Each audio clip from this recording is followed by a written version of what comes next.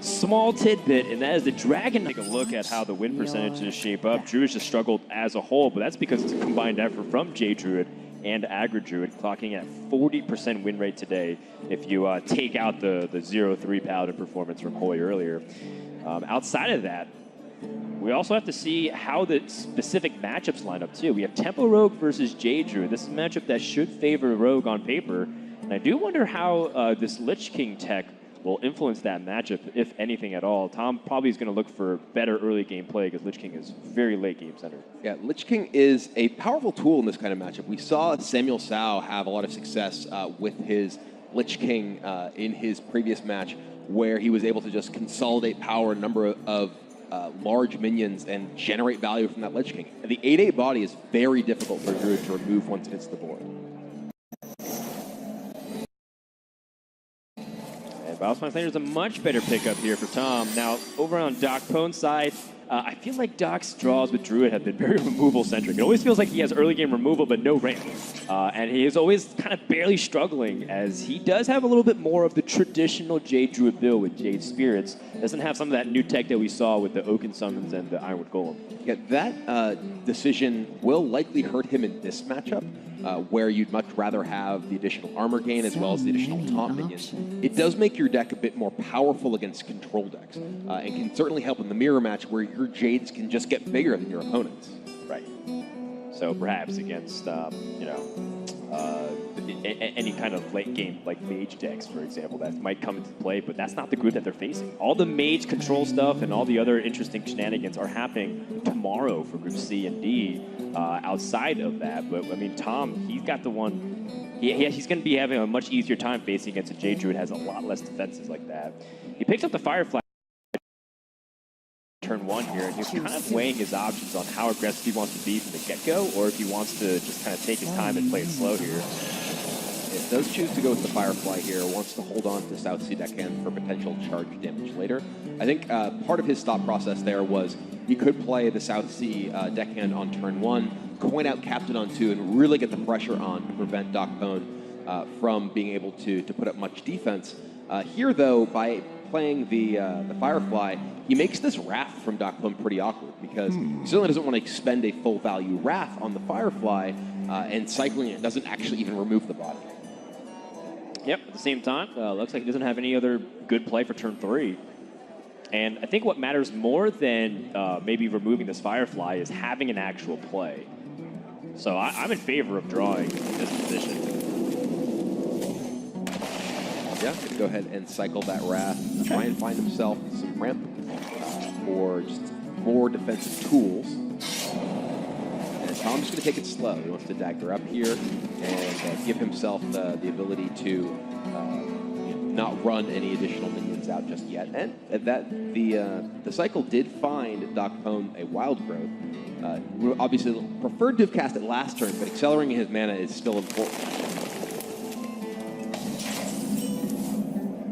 Oh my goodness, that is it's kind of brutal. We have seen this happen a lot, where a player chooses to hold on to Pirates and then draws patches almost immediately. And now the South Sea Captain is much less impressive of an option for Tom because it's just a 3/3 body rather than a 3/3 plus a 2/2 charge. Well, Tom's not going to slow down anytime soon. He's going to actually start the action right now with he has a 6/6 Van Cleave, and then he has more Pirate synergy coming up on the following turn. And that's a good one because Doc's doesn't have a deck that's very defensive compared to the other J Druid lists. Doc does have the interesting option of just doubling up on the branching paths here to power up his Spellstone to 6 damage to kill the Van Cleave, gain him 12 armor, and allow him to take out the most threatening minion on the board.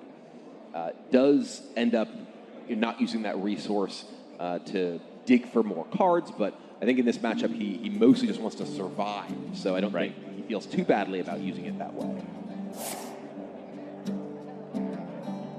Yep, branching path's going to be able to get double loot the chest.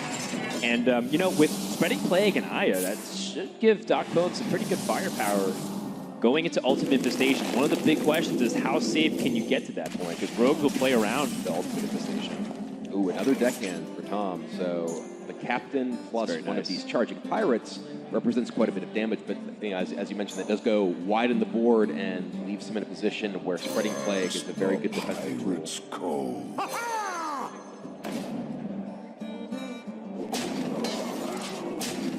Now, I gotta say that despite the fact that Docpwn has been largely pegged as an underdog and doesn't dedicate as much time to it, I think he's played pretty well in his first series and leading up into the second series here against Tom. Hopefully he can keep that up.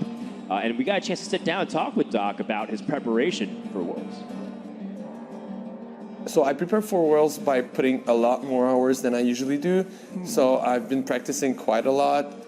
It felt really good after putting all these hours. I feel more confident about my plays and stuff. Maybe I should have put even more hours, but you know, time, you only have 24 hours in a day, and at some point you gotta cut it out. That's right. Sometimes you just gotta relax and you know, hope that your preparation was enough. But then you talk to players like Muzzy who plays 10 to 12, or like Sento said he practiced for 20 hours in one day. Yeah, that is kind of crazy. 20 hours. Yeah. I really think Doc is a great example of how players who may not be able to commit themselves full time to Hearthstone can still find opportunities to compete. Not only has he made it this far, he is putting up a really good showing here at the World Championship. Yeah. And of course, a big shout out to Sidonia, who's been the main practice partner for Docpwn. You may have recognized that name from last year's World Championship and doing well in majors all throughout 2017 and one of the breakout performers from that country. He was the main guy helping Doc throughout all of his preparation. And now Doc decides to play his Aya here, which is interesting because it does give Tom an opportunity to trade off some of these smaller minions and potentially neutralize some of the power of a Spreading Plague. But Tom doesn't have a Cobalt Scalebane here, which is what he would really love to have. Right. He's able to play Scalebane, he could condense his threats into just a couple of large things, which significantly reduces the impact of potential Spreading Plague. But now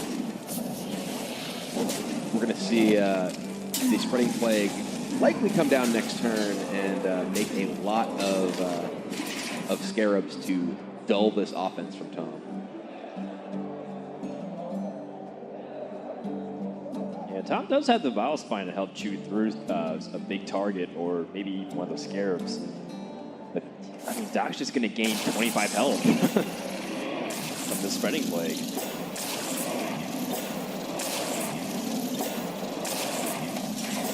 Getting closer to getting to that ultimate infestation turn. Tom picks up a big card though in the Bone Mare.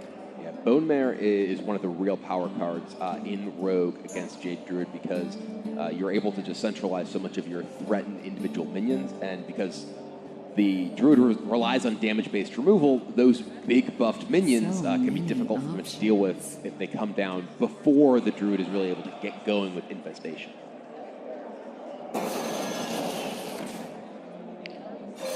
This guy's toast. This should remove a clean amount of Scarabs onto the board here for Tom. Should be able to take out 3 very nicely. Set up for a Bone Mare with a similar spread on the board.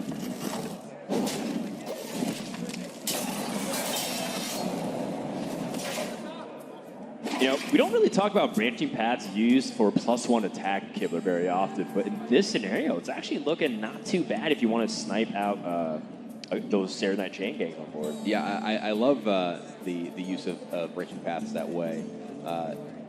Doc does have the opportunity to potentially play the Jade Golem as well and get those buffed up, but I think he may be considering wanting to use his hero power this turn to pick off one of the other minions as well.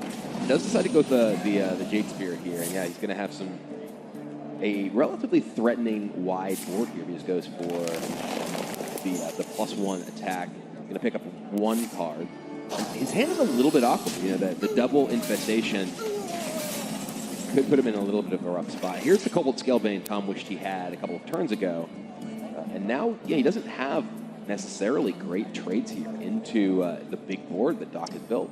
Well, he does have the full trade if he Bone Mares, let's say, the Flame Elemental and overtrades with a 3/3, and then he has a couple of 3. Right, he has trades, but he doesn't want to be traded. He wants to be pushing damage. It's true. The onus is on Doc to end this game because or rather on Tom to end the game, because Doc is the one who has a handful of 10-cost spells.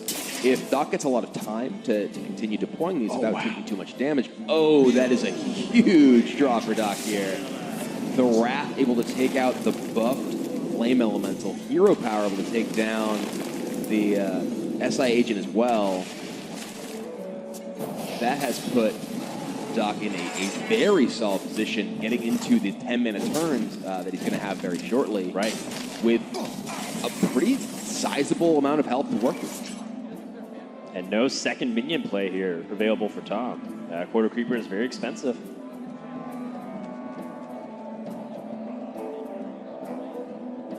Also, you gotta want to get the damage, but Fandral has some implications too if you leave it up. Fandral Coon. Yeah. Fandral Coon Infestation would be outrageously powerful this next turn. Yeah, and Tom recognizes Doc is one of the few players who still has Coon in his Jade Druid deck here, but it would have been incredibly strong if it had not been removed here. But even still, we're going to see a 7/7 into a 5/5, into draw 5, into gain 5 armor, into dance 5 jigs. Did I miss anything? Yeah, I mean, you pretty much covered it all. What can't this card do? Easiest 5-star of Trump's life. Okay, backstab. Lets him activate the Vial Spine for cheap, and that lets him play a Quarter Creeper. Doesn't get, I mean, he would have to give the Scalebane for a full clear, but I think at that point he might be just giving up too much because Druid has resources that Rogue does not. Yeah, and I feel like you need the attack buff from the Scalebane here too. Right. I feel like you need to be putting enough pressure on your opponent that they can't just sit back and use all the cards that they drew here. Looks like Tom doesn't want to use the backstab here though. He wants to just clear this. And yeah, this is really slipping away from Tom now. It's pretty much on Elven Minstrel as the only way he can get out of this spot here. Docpwn just has too much resources. Look at the draw differential. Yeah. Docpwn's drawn twice as much as Tom.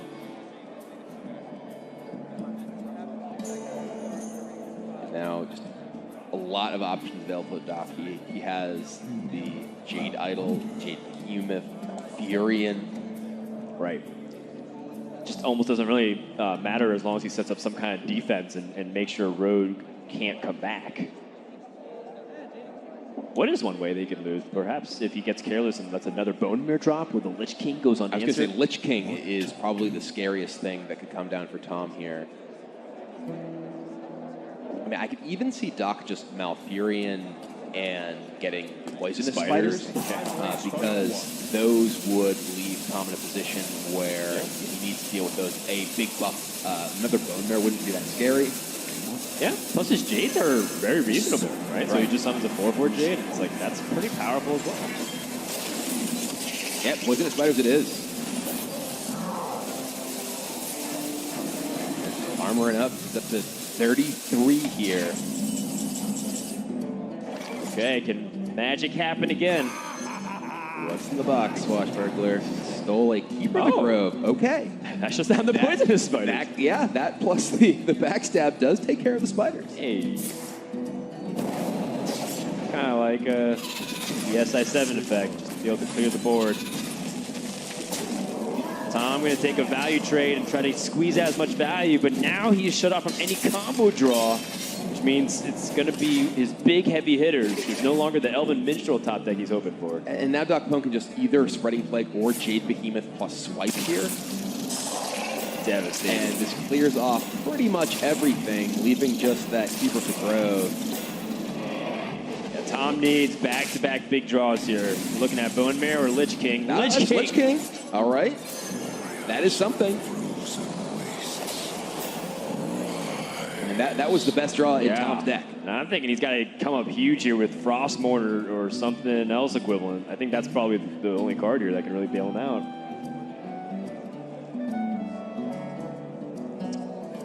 I like that Tom's hesitated to at least think about whether or not any attacks here are worth it. Yeah, grip. All right, that's not really super impactful. It might steal, a Jade Spirit. Or Ayas, I guess, nice. I think the only minions left in the deck is the Behemoth and the Arcane Tyrants are remaining for Docpwn. You are correct. That is the only minions left. So, yeah, it's not even that significant.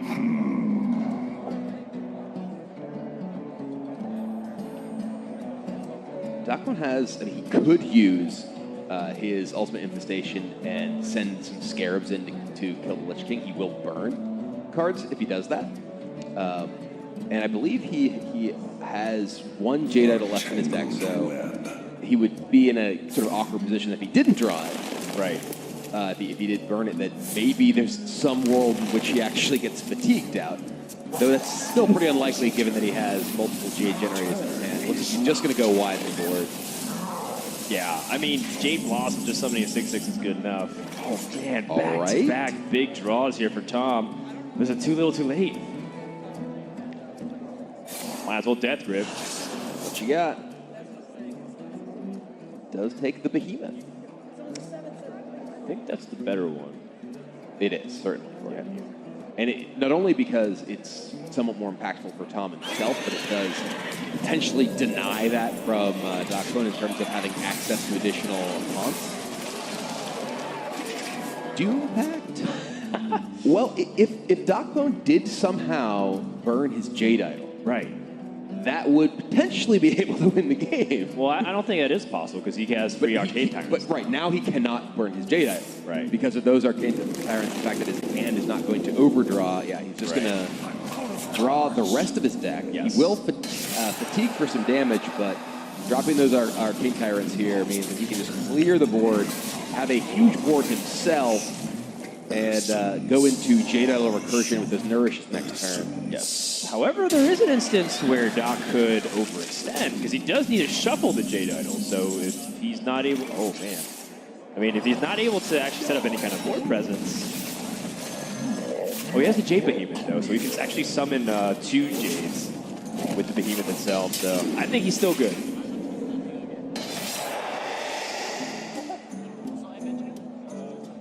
I mean, Doc could just idle here.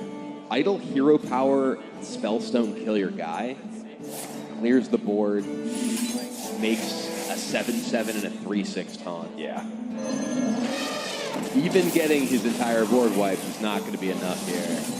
Yeah, upgrades to a 6 damage Spellstone, clears off that Scalebane, and even with Doom Pact clearing off that board, Tom is once again in a world of hurt.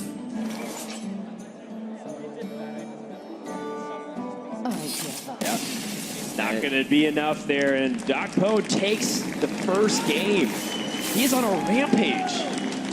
Yeah, winning games that Even Sweden, a couple of the generally really strong countries, but Canada's also fielded some very powerful players, even getting to the finals with Hot Form back in 2015. yeah, Hot Form in 2015, Sidonia last year, now Docpwn. And Purple. Yeah, and Twice. Purple as well. Two-time representative of Canada at the World Championships. So a lot of players who are able to make it out and do well for the Maple Leaf. That's right.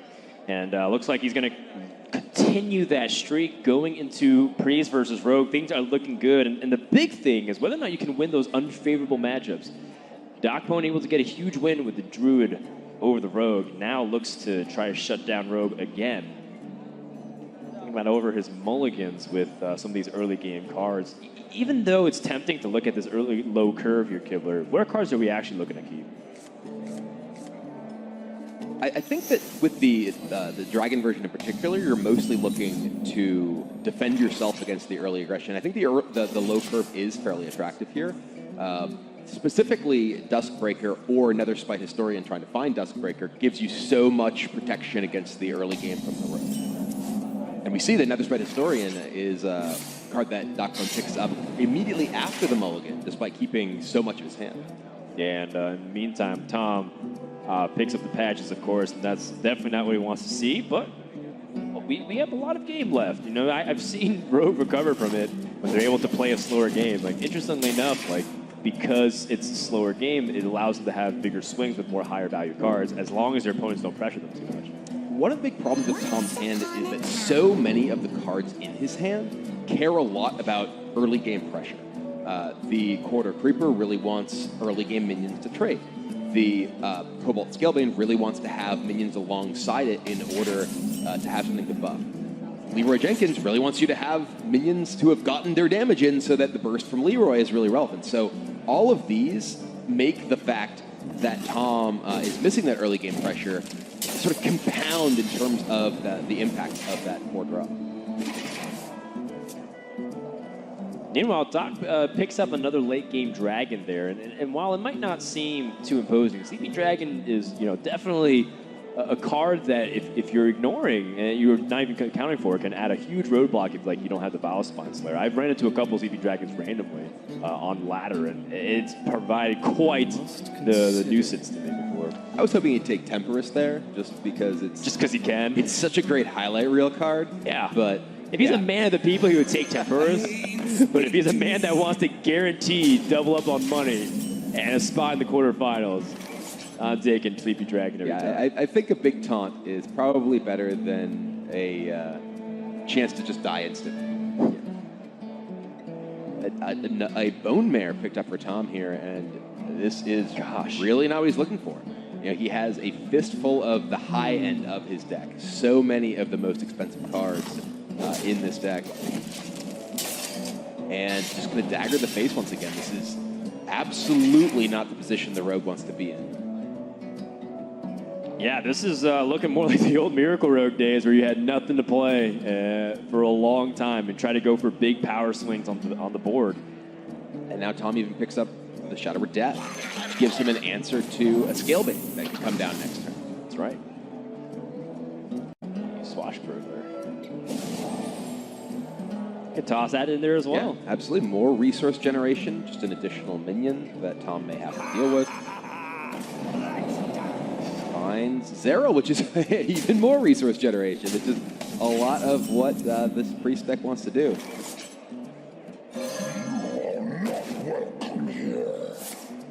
Scalebane, of course, supposed to provide a roadblock for Docpwn, but the Shadow of Death, as you mentioned, very useful in this spot. And the longer the game goes, just should favor Doc, as he has a lot of powerful late game. But I mean, I look at the hand of Tom, and it's like that's not that shabby of a hand to have if you start entering the mid stage of the game relatively unscathed. It's true, though he is under pressure now. When the priest is able to get significant pressure on the rogue, especially with a board that is distributed across multiple minions, that could be tough for the rogue to come back from, because every amount of damage that you get in on the rogue is less damage you need to eventually burn them down with.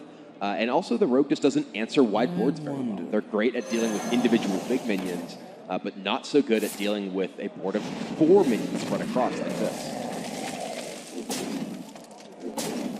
Tom has an opportunity to use Biospine Slayer here and shut down the card draw source from the Acolyte of Pain. The South Sea Deccan is actually a particularly nice draw here, because it does mean that Tom can take out the Radiant if he does use the Biospine as well. And the Radiant plus Lyra is potentially really scary. I was actually going to mention that I think Docpwn's choice to play the Radiant there was one that I liked, because it does put a lot of pressure on Tom. He is going to go ahead and just leave up the Acolyte, though, and that I think is not really a big issue for Tom right now, simply because he has no small minions. He just has his handful of big minions. That's true. If he does have a small minion, it's most likely going to be put out there only for combo purposes. Go for a 1-cost potion. Deal 3 damage is fantastic. Plus 2 health is really nice on this wide board here. Yeah. That works really nicely. He can actually give... Yeah, he can't quite have any of his small minions survive with plus 2 health attacking into the Cobalt Scalebane here. But I imagine we'll see the non-Acolyte minions get themselves killed and leave up a 1/5 Acolyte here for Doc to try and draw more cards.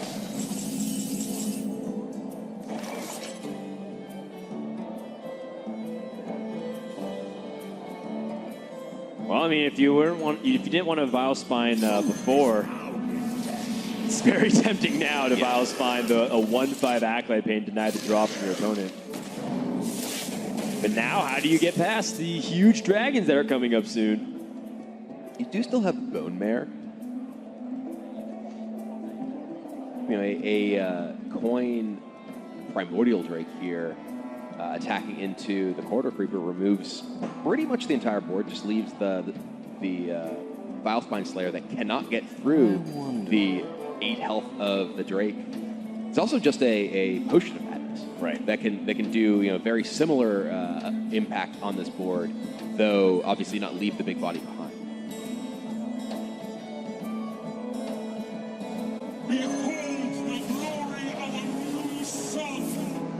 I like this, using the coin to see what he draws first. Picks up Potion of Madness, and he also has maybe some ways to pick up really powerful cards like Shadow or Pain. Interesting, leading up the Quarter Creeper.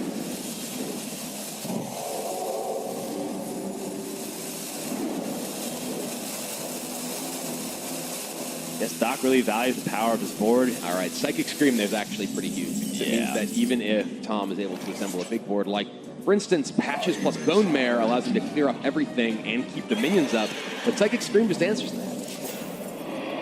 Yeah, it's got to kill the Lyra, of course, and then does go face here. I think that the decision to trade specifically with the Patches is respect for the threat of silence. Right. And also just because the threat of Lyra. Right. Being able to... specifically trading with the Patches rather than the... oh, okay. I thought you were comparing whether or not go face. We can see Mind Control into Mind Control. That's right. It's like a spiteful summoner here.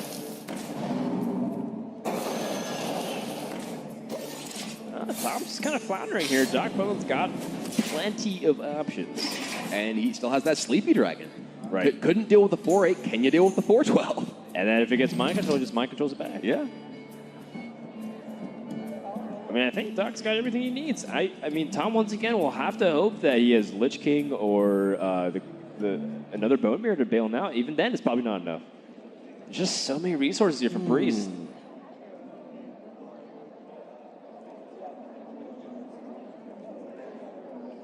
Doc's really got everything he needs there. There wasn't the early game from Tom to really pressure him nearly enough. And getting to these late stages, just the cards in the Priest deck are so much more powerful than all the cards in the Rogue deck that even this Mind Control that he got off of the Splash Burglar just does not feel like it's going to be enough.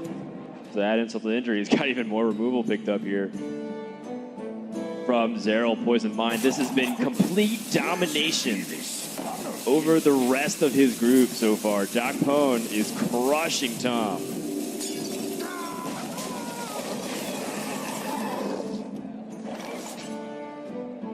Leroy Shadowstep looks good, except when you realize, your opponent still has a way bigger board than you and way more life.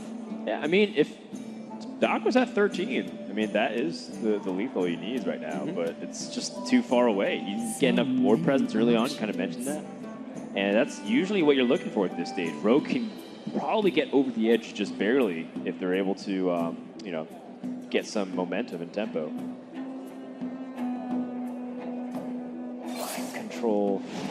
Besides, he has to take the Priest of the Feast, can't allow the additional life gain here. And Doc could just take it back if he wants. That's my Priest. I want funnel cakes, not you. Not really necessary, but we'll see what Doc chooses at this point. I don't think there's really much he can do wrong. I guess you are, concerned about a couple of cards in your back of your mind. The Lich King, second Bone Bear, so you got to set up for those scenarios. But he's got removal in the form of second screen, and he's got Mind Control in case the Lich King just drops down. Yeah, there's still a Vilespine Slayer, so just playing one big taunt with your entire turn doesn't necessarily feel like the best option necessarily. Right. But Docpwn is still at a very safe life total. He's at 24. Even a Leroy Shadowstep, doesn't represent lethal damage by any means. So he just goes wide on his board and tries to put the pressure on Tom.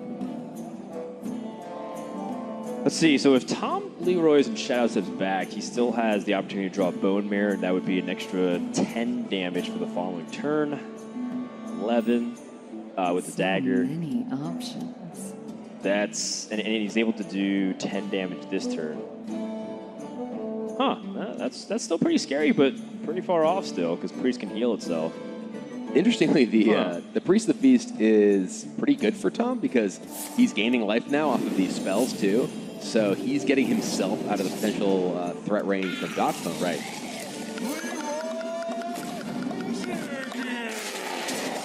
Tom's not even trying to go for any desperation play. He knows that he's far out of the range, so he's just going to clear the board. That means that Docpwn can drop any of his big bad boys here. Can't quite kill the Priest of the Feast and play the Sleepy Dragon. Is someone injured? Yeah, this is all but just a formality at this point. Border Creeper, really impressive most of the time, but not facing these gigantic dragons that Docpwn has on the board. Right, and a lot of this is just due diligence, you know. There's a case for Tom if he's able to pick up one of his insanely powerful late game cards, but that won't matter. 2-0 for Docpwn as Priest takes down the Rogue.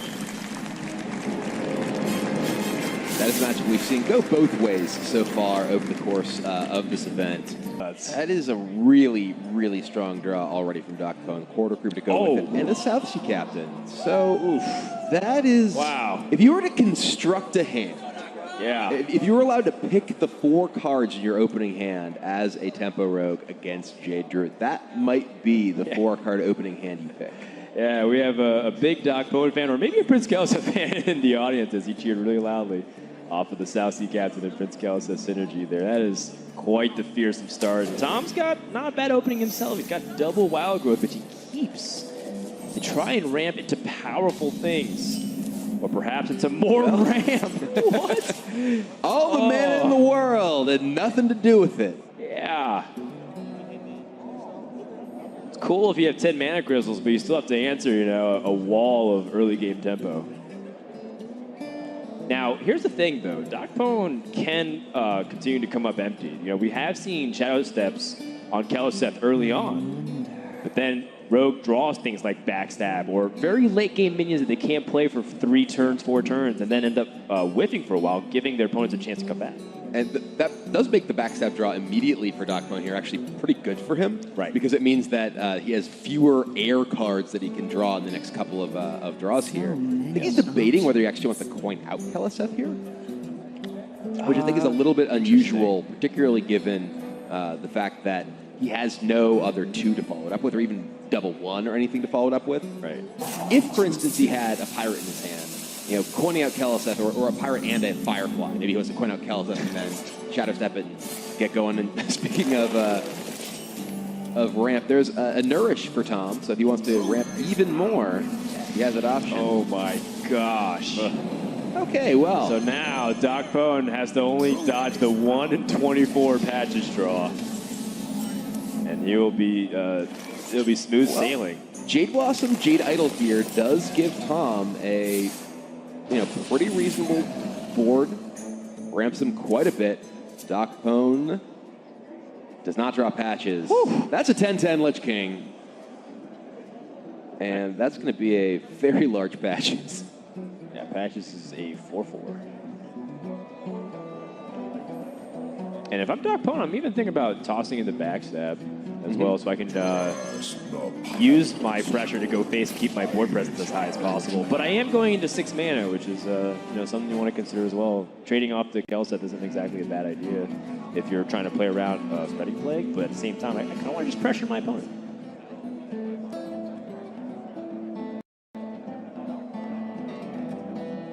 So he is going to max pressure here. Backstab takes down the 2/2, and I mean, would you even bother killing the 1/1? Sometimes even hitting, it looks like the 1/1 will get the trade no matter what. Mm-hmm. And Doc's thinking about it too, not autopiloting. You want to think about every single interaction here. Well, this could be Jade Blossom, Jade Idol, and a Wild Growth from Tom. But he's ramping his mana and his Jade. It's like turn 4, and he's got a 4/4 Jade on 8 mana crystals the following. Yeah, I mean, of the draws to compete with double Kaliseth plus captains. This is potentially one of them. You know, he has Nourish to draw next turn with 4 mana left over to potentially play a swipe or something similar. He could potentially swipe, or I guess he can't Branching Paths and use the Spellstone. Yeah, well, I mean, Docpwn's ramping his pirates. He's at a 5-5 patches right now. Bigger than Jade's. Yeah.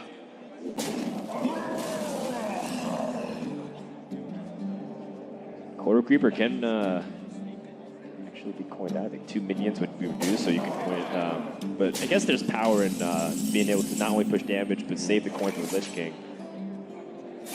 Well, Nourish will pick up 3 cards. Swipe here would be really massive. wants a swipe. Oh, the swipe clears the board with the trade, and Infestation is online next turn. Yes, and Docpwn got a little greedy by not playing the Quarter Creeper. But that is quite the reload. Yeah. Backstab's a bad draw for Docpwn, too. One of those air. Yeah, it doesn't air actually cards. have substance next turn.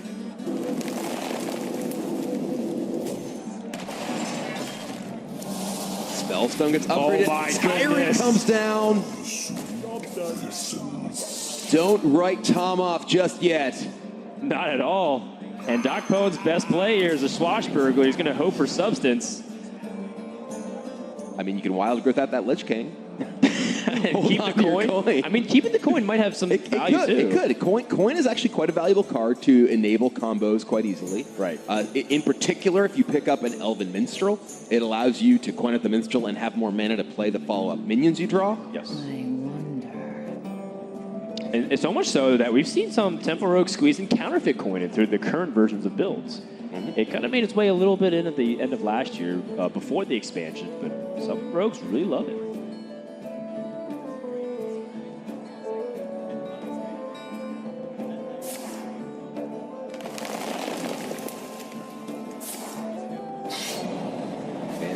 That Arcane Tyrant was a pretty big draw off that Infestation as well, giving Tom a board that can really just deal with Docpwn now. And I guess all that ramp paid off because Tom was able to land the ultimate Infestation, like you're mentioning. Now has a lot of tools at his disposal to disturb. I mean, he's got a full board clear, guaranteed. The Oaken Summon, will it still pull anything? Has it Oaken played Summon Fandral? still hits Fandral, yes. Okay. Levels up that Spellstone. Spellstone into swipe. Yeah. Clear the board, 9 to face. Tom has absolutely turned this game around. What happened? It was supposed to be a 3-0, double Kaliseth buffs with a Shadow Step, and double Stousey Captain on curve. And all of a sudden, things have slipped away. Docpwn with a couple of weak turns there. You know, he's talked about how you need to hit something of substance. Playing a Swashbuckler into Wild Growth, that's not what you want. This Lich King is great and all, but is it too little too late? Just might be. Well, let's hold on and see what's behind the Lich King door. I've seen some crazy comebacks because of this card. Oh, yeah. Army of the Dead. That counts the buffs on your minions with from Kaliseth.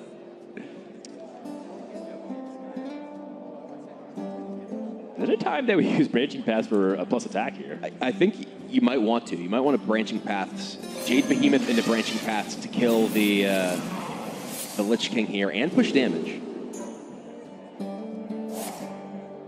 Draw first, but I guess I don't know Get if more it information. changes much. No, I don't think there's a card you draw that changes that. Right, because he has a second Arcane Tyrant. And also he couldn't even play because it was a 4-mana spell. But good technical sequencing. There's just lethal in play for Tom, even through the Army of the Dead. It has to hit a taunt minion, I think. Right. Docpwn does have Serenite Chain Gang he can hit off of this, which would keep him alive. Right. There's a Chain Gang. That is a big board. What? This game is crazy. Talk about swings. Oh. That is disgusting. I mean, this even represents counter-lethal. Yeah. There once was a man. I said that the Lich King was good at 5 comebacks. minions, one of which was a taunt, which he absolutely needed a charge minion. Right, double charge minions. But I mean, Tom has ways to stall as well. That Oaken Summons has no more targets. Look at Docpwn just facing his hands. This game is really going back and forth. So let's see. There's 19. Like, we're assuming Tom's going to kill this 4/5. There's 19 damage in the minions plus the dagger, so it's 20, and he's at 23. So the Bone Marrow would do it, even if Tom played no defense. But he can play Ironwood Golem, and he can develop Aya. Aya is so powerful. I think his Jades are at 5/5 or 6/6 now. Golems are a girl's best friend. So this is still kind of pushing that lethal boundary here. Back over to Docpwn. This is so much board tension. Tom's sitting back.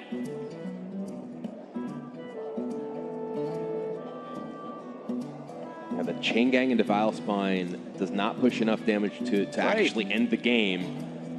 Does give Docpwn the ability to clear off some of these minions, which again represent a potential counter lethal. Right. The Chain Gang itself does a lot of defense here. Double buff Chain Gang, 2 4/5 taunts. It's a lot to fight through. Right, and I guess Swipe's been used, right? So you still have to be cognizant of it, but at the same time, how do you push the damage? Do you trade into anything here?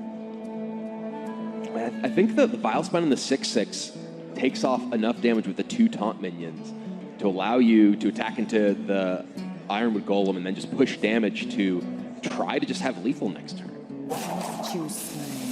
I mean, it's more than try. I think he will. But there's sort of spreading push. play now. Well, I mean, the spreading play doesn't really do anything. It's just a band-aid on a gaping wound. It's true.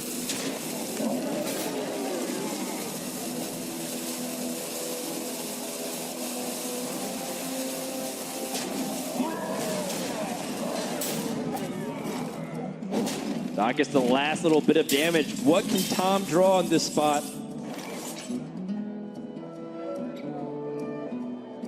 So Tom goes with the 20, and there's, if he removes, okay, he's just going to go for the spreading plague. Just going to set up all of his defenses as much as possible here. Yep.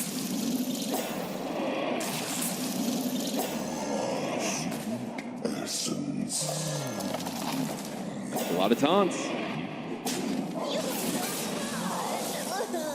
7/7 Jade Golem. Leroy does not represent lethal here. Can only fight through 4, 5. Yeah, can't. None of these minions individually represents lethal damage here. He can play Leroy, which gives Tom no whelps right now. Right. And, you know, a lot of people say if you have an opportunity in late game to do this, Leroy doesn't really get much better. But does he want to supplant his board with Bone Mirror as well? I mean, Leroy's 8 damage. Yeah, Leroy and Vile Spine here just is so strong. Yeah. Further building out his board. Too soon. All Scarabs are going to go down.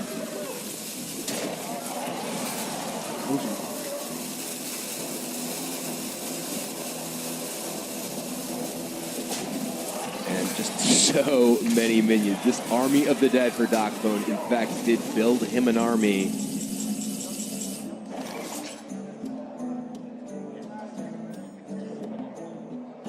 He cycles Wrath, draws Swipe. No, not lethal. Oaken Summons has no more minions that it fetches from Tom's deck. It's just gain 6.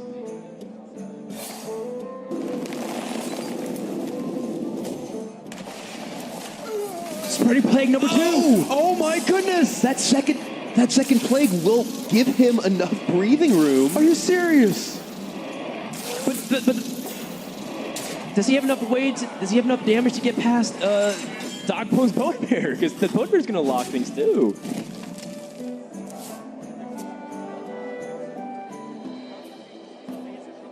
This is so tense. Tom is putting his head in his hands.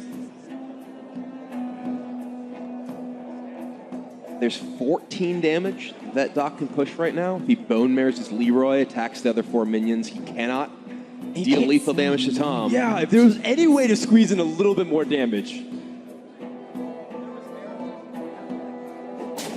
Was there ever a time where he's able to get one extra hit to the face? Maybe if he hero power instead of wild growth mid game, but then at the same time, would he have been able to hit his ramp as easily? Full clear.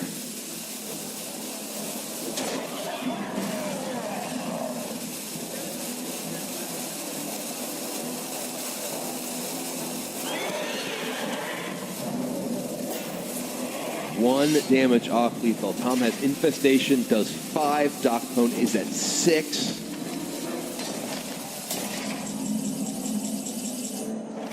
That's not enough. Tom shoots the face, but he knows what that means. He's out of options. Docpwn dominates Group A and moves on to the quarterfinals. And that was a game that looked like it was going to be an absolute blowout, but it turned into one of the most dramatic games we have seen all tournament long. Yeah, that went 0-60 real quick. Escalated very quickly. And Docpwn is going to move on, defeating some of Hearthstone's greatest. Yeah, he qualified for this tournament, defeating the previous world champion